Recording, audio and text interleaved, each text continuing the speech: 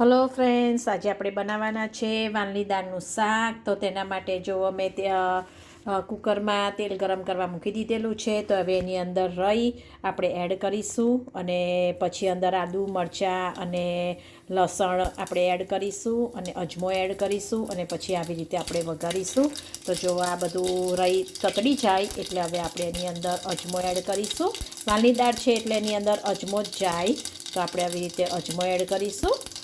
અજમો થઈ જાય એટલે હવે એની અંદર આપણે આદુ મરચાંને જે કાપેલા છે એ બધા એડ કરીશું.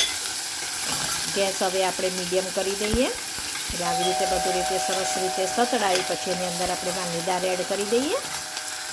આદુ મરચાંને પેસ્ટ સતડાઈ છે. આ થોડીક આટલી આપણે હિંગ એડ કરી છે.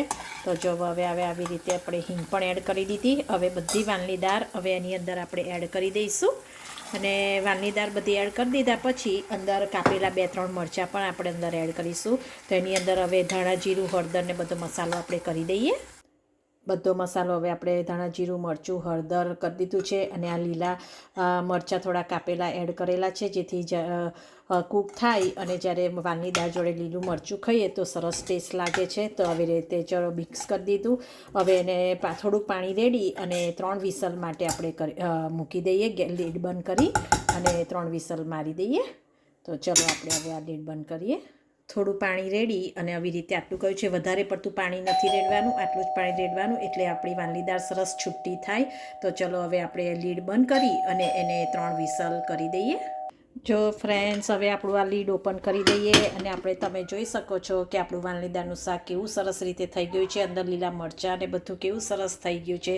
તો ચલો હવે આપણે એને પ્લેટિંગ કરી લઈએ.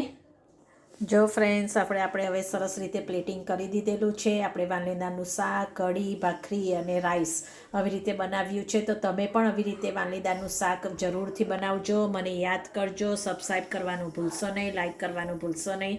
તો ચલો મિત્રો, બાય.